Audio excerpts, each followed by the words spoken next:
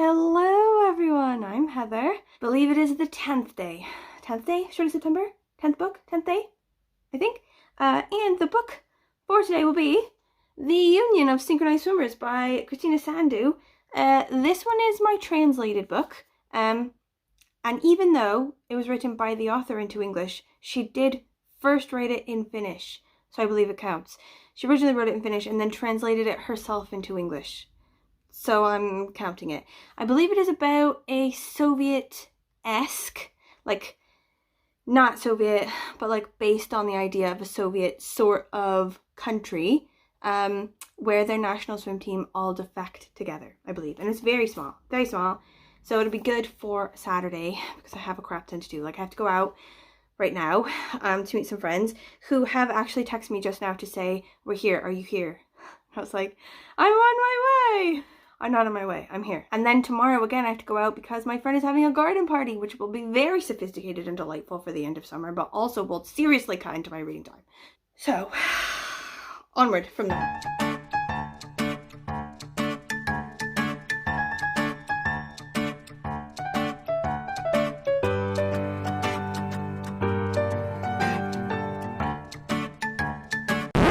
Am I too drunk to read this book right now?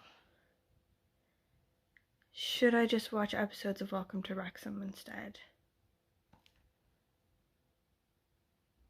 Actually, I might be okay. I might give it a go.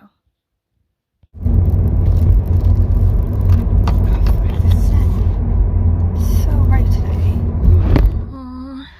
Spud's just joined a new cheer team. Like today's the first day that they meet together and like she was a bit wobbly. Like normally she's really good. She sort of just goes into the great unknown and makes a friend, and then she's like, Mom, I'm fine. Like tells me to leave.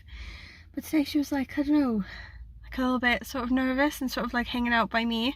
She doesn't normally do that. Like I think it's because in this team, she's sort of the bottom end of the age group. Do you know what I mean? Like she's sort of younger than the rest of them a little bit. So like by the time I left, she was sort of sat in a circle talking to a girl, so I think it's gonna be okay.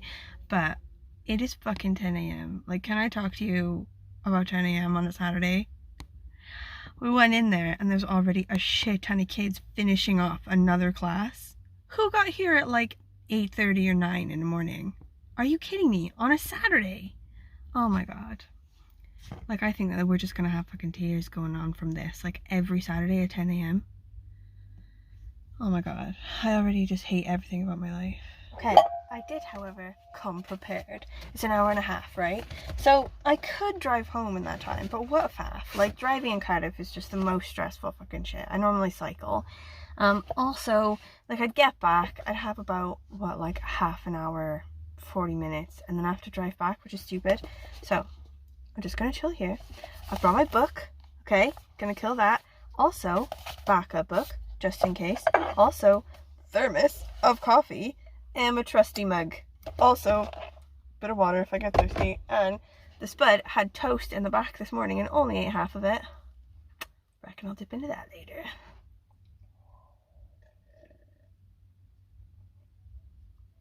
Okay, I'm loving this book, right? It's really good. I really like it. These girls, they're from a place that, like, they don't say specifically where they're from. I don't think it's supposed to be an actual real place.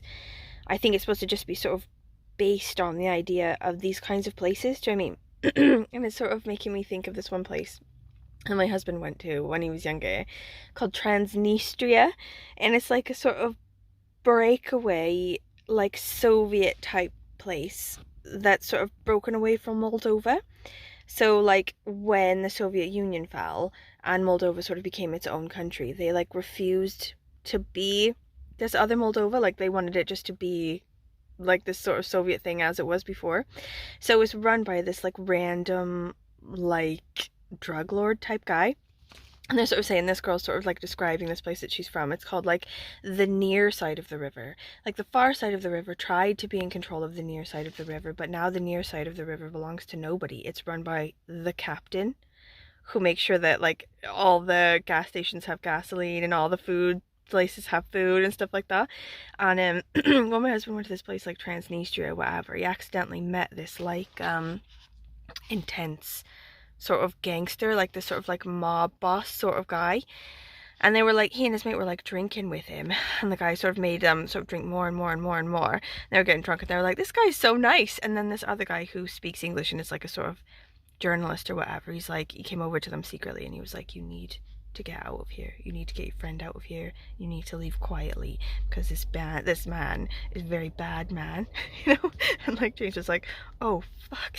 Like we could end up like with cement shoes, so they had to leave. But I think basically the people in this book, they're from that place, that sort of like kind of place, and it's sort of running through each of the different sort of girls. So first, you know, it's Paulina, and then it's like Alina or whatever, like each of them saying where they are now and like their memories of home and stuff like that. So I think it's sort of building us up to the actual part where they defect into different countries. I'm so annoyed that it's the end of my hour and a half already, and I'm very near the end of my book, and I can't finish it. I have to go get my kid. We got a package! What do we got? Books! Yes! Oh, I think I know what this is. Oh, what's that? Oh man. So, we won Sian and Bert's Garb August giveaway. So it's like the Roman sort of like novel things. Oh my god, these are so brilliant. Carissa the Vestal Virgin. Man, and extra treats, which is ooh. No, what about the star? Thank you, Shorty Bert. This is brilliant. Good news. These can definitely be used for Shorty September, which is banging. Bad news is, I now have to add them into my list of how many unread books are in my house. But Operation Picky Banana, I've decided to loosen up the reins on that, so it's perfect timing, really.